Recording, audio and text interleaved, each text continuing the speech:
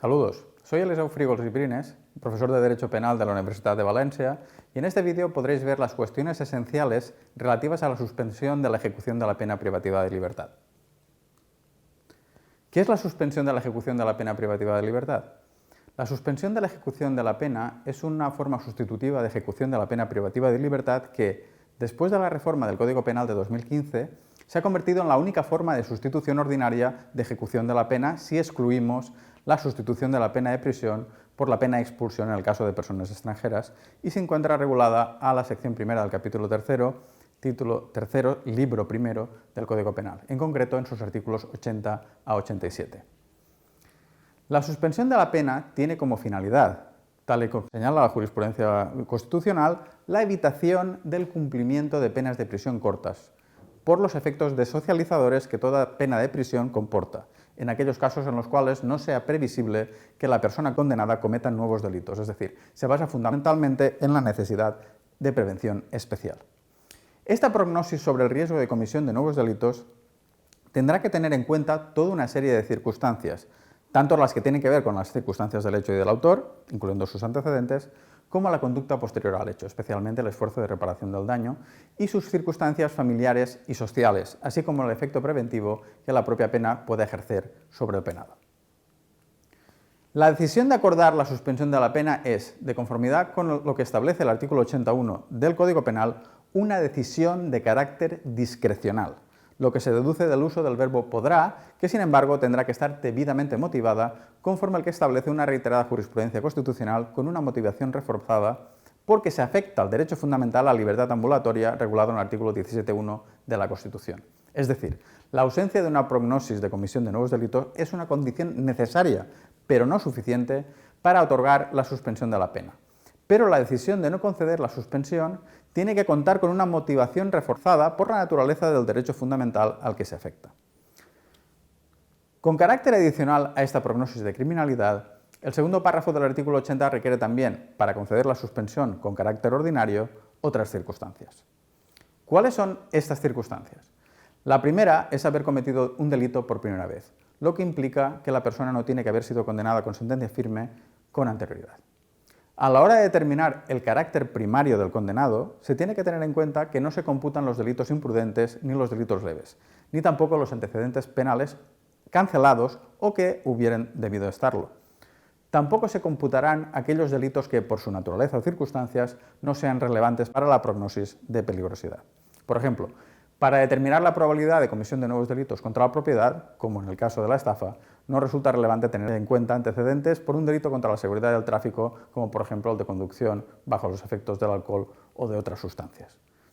Esta ausencia de condena firme se tiene que entender referida al momento de la comisión del hecho y no al momento en el cual se decide la suspensión, tal y como ha resuelto reiteradamente la jurisprudencia, incluyendo la jurisprudencia del Tribunal Supremo. Así, aunque una persona haya cometido varios delitos en momentos temporales distintos, por ejemplo, un robo con fuerza el 10 de mayo de 2021 y un hurto el 30 de diciembre de 2021, si respecto de ninguno de ellos todavía no ha sido condenado por sentencia firme, a la hora de decidir la suspensión se le tendrá que considerar todavía delincuente primario, a pesar de que, al ser juzgado por el primer hecho, ya haya sido condenado en sentencia firme por el segundo. El segundo de los requisitos es que la pena, o la suma de las penas impuestas, no supere los 2 años, sin incluir la pena de prisión que se puede imponer en sustitución de la pena de multa que, en su caso, corresponda. Este requisito tiene que ver con el fin de la institución, que se basa en la necesidad de evitar las consecuencias negativas de la ejecución de la pena privativa de libertad en las penas cortas, cuando no haya necesidades preventivas que requieran su ejecución. El tercer de los requisitos es la satisfacción de la responsabilidad civil y la ejecución del comiso ordenado en sentencia, en aquellos casos donde sea requerido. Este requisito se puede considerar cumplido también en los casos en que hay un compromiso de cumplimiento de acuerdo con la situación económica del reo, pudiéndose requerir garantías para dicho cumplimiento. Además del régimen ordinario de suspensión, hay también regímenes extraordinarios. ¿Qué regímenes son estos? Estos regímenes son, en primer lugar, el denominado régimen excepcional o suspensivo. En segundo lugar, el régimen especial por supuestos de adicción a sustancias y, por último, el régimen extraordinario por enfermedad muy grave con sufrimientos incurables. En cuanto al régimen excepcional o suspensivo, Este régimen ha sido introducido en el Código Penal con la reforma del año 2015, como consecuencia de la eliminación de la sustitución de la pena como forma sustitutiva de ejecución de la pena privativa de libertad, y en concreto de la sustitución excepcional, que permitía la sustitución de la pena de prisión por la multa o por trabajos de beneficio de la comunidad cuando no se daban los requisitos establecidos legalmente para la suspensión. La reforma ha eliminado la sustitución ordinaria y la excepcional, y en su lugar ha creado un nuevo tipo de suspensión que mantiene requisitos parecidos a la figura anterior de sustitución. Así, para los casos en que no se cumplan los requisitos de ser delincuente primario o que la suma de las sentencias supere los 2 años, se podrá suspender la pena siempre que se den estos requisitos. En primer lugar, que las diferentes penas impuestas no superen, individualmente consideradas, los 2 años de prisión. Las circunstancias personales del reo, en segundo lugar, la naturaleza del hecho y la conducta del reo, y en especial el esfuerzo de éste para reparar el daño, aconsejen la concesión de dicha suspensión. En tercer término, como consecuencia de lo anterior, se condiciona la suspensión a la reparación efectiva del daño o a la indemnización del perjuicio de acuerdo con las posibilidades del reo o el acuerdo de mediación conforme al artículo 84.1 del Código Penal. En último lugar, la persona no debe ser considerado reo habitual de acuerdo con lo que establece el artículo 94 del Código Penal, es decir, no tiene que haber cometido 3 o más delitos en el plazo de 5 años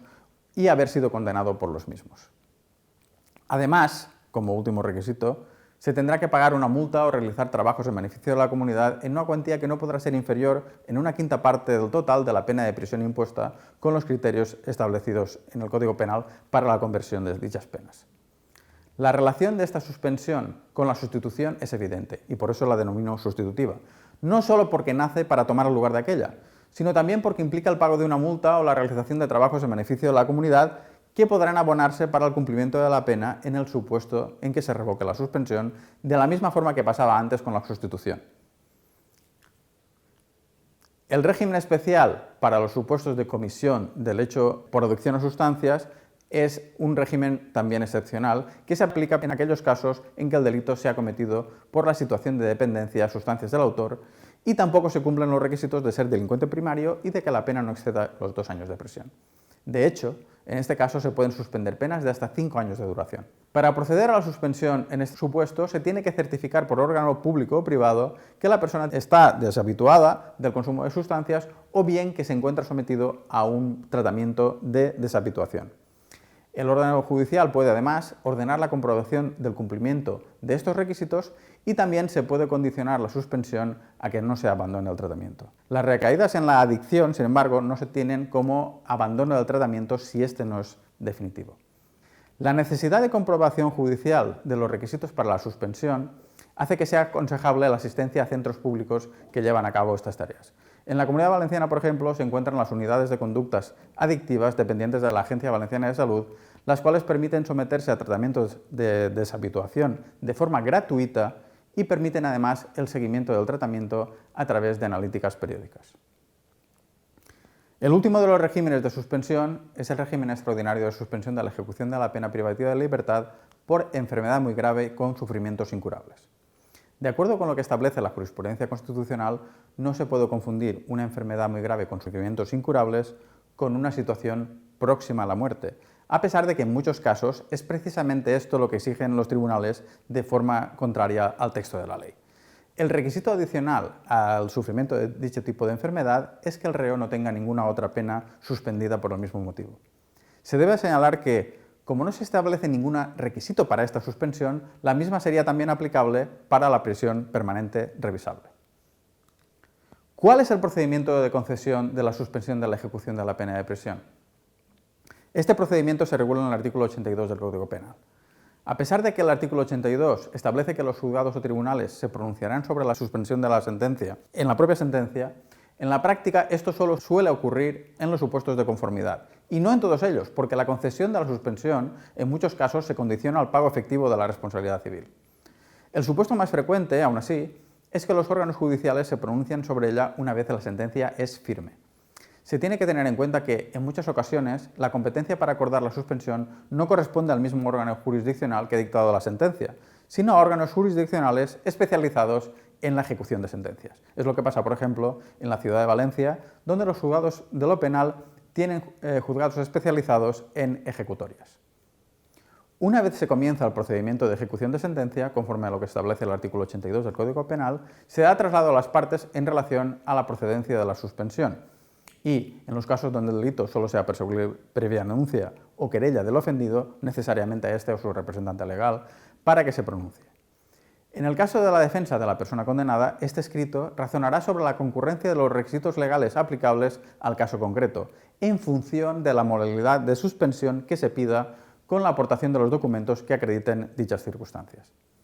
En el supuesto de que el juzgado o tribunal conceda la suspensión de la pena, el plazo de suspensión será de 2 a 5 años para las penas privativas de libertad no superiores a 2 años y de 3 meses a 1 año en el caso de las penas leves, que el tribunal fijará conforme a las circunstancias del caso concreto. En el supuesto de la suspensión por adicción a sustancias, el plazo de suspensión será de 3 a 5 años. En todos los supuestos, este plazo se contará desde la fecha en que se acuerde la suspensión y, si se hubiera acordado en sentencia, desde la firmeza de esta. Se tiene que tener en cuenta que si el acusado se encuentra en rebeldía, este plazo no se cuenta a esos efectos. La resolución que acuerda la suspensión de la ejecución de la pena interrumpe la prescripción de la pena, que no correrá durante todo dicho periodo de suspensión, de conformidad con el artículo 134 del Código Penal. Aún así, mientras ésta no se conceda, el plazo de prescripción de la pena sigue corriendo, precisamente desde la firmeza de la sentencia, de acuerdo con lo que establece reiterada jurisprudencia. Los órganos jurisdiccionales, además, podrán condicionar la suspensión al cumplimiento de determinados deberes y prohibiciones establecidos en el artículo 83 del Código Penal, que en algunos casos serán obligatorios, como en el supuesto de los delitos de violencia de género, donde se impondrá siempre la prohibición de aproximación a la víctima, de residencia en su mismo domicilio o de el sometimiento a programas formativos en materia de violencia de género, o al establecimiento de medidas u obligaciones adicionales establecidas en el artículo 84 del Código Penal, que en algunos casos no son opcionales, sino obligatorios, como sucede, por ejemplo, en el supuesto de la suspensión excepcional o suspensiva al que nos hemos referido con anterioridad. Estas condiciones se podrán modificar dependiendo de las circunstancias, pudiéndose levantar o modificarse en los casos en que ello sea necesario. ¿En qué casos se puede revocar la suspensión de la ejecución de la pena privativa de libertad? Esto ocurrirá en los siguientes supuestos de conformidad con el artículo 86 del Código Penal. El primero de ellos, y el más importante, es el supuesto en que la persona sea condenada por un delito cometido durante el periodo de suspensión, siempre y cuando este delito ponga de manifiesto que la prognosis de no comisión de futuros delitos sea incorrecta. Esta matización es importante, porque ya no es suficiente con la mera condena para acordar la revocación, de forma que si el juez o tribunal estima que la suspensión todavía puede jugar su función, le da la posibilidad de no revocarla, precisamente porque puede ser que este nuevo delito no afecte a las expectativas de comisión de nuevos delitos por los cuales se concedió la suspensión. La ley habla de delito en general, pero en coherencia con los requisitos establecidos para la propia suspensión, se tendría que interpretar que este no tendría que ser un delito leve ni imprudente. Los otros supuestos por los cuales se puede revocar la suspensión son el incumplimiento grave y reiterado de las prohibiciones y deberes impuestos de acuerdo con el artículo 83 del Código Penal o de las condiciones impuestas conforme al artículo 84 del Código Penal, así como en los casos en los cuales no se coopere para hacer efectivo el comiso o no se cumpla teniendo capacidad económica para ello con el compromiso de pago de la responsabilidad civil o se facilite información inexacta o insuficiente sobre el patrimonio del penado. En caso del incumplimiento de los condicionantes de los artículos 83 y 84 del Código Penal, los juzgados y tribunales tienen la posibilidad de no revocar la suspensión y, en su lugar, imponer nuevas condiciones o prorrogar el periodo de suspensión. Antes de revocar la suspensión, tendrán que ser oídos el Ministerio Fiscal y las partes. ¿Qué ocurre cuando finaliza el periodo de suspensión de la ejecución de la pena? Si transcurre el periodo de ejecución de la pena sin que el condenado haya cometido un delito que contradiga la prognosis favorable sobre la comisión de nuevos delitos, y si se ha cumplido de forma satisfactoria las reglas de conducta establecidas, la pena será remitida. La remisión de la pena significa que, a todos los efectos, la pena privativa de libertad se considera cumplida, aunque no se haya entrado en prisión. En los casos de suspensión extraordinaria por adicción a sustancias se requiere, además, para la remisión, que la persona se haya deshabituado o que se haya continuado con el tratamiento de deshabituación. ¿Estos son los únicos supuestos de suspensión de la ejecución de la pena privativa de libertad? No. Existen otros supuestos, como el de la suspensión de la pena por petición de indulto, en el artículo 4.4 del Código Penal, la suspensión de la pena por enfermedad mental sobrevenida y otros supuestos especiales. Todos ellos serán, en su caso, objeto de tratamiento diferenciado en otras píldoras. Espero que este vídeo haya resultado de vuestro interés y agradezco vuestra atención. Muchas gracias.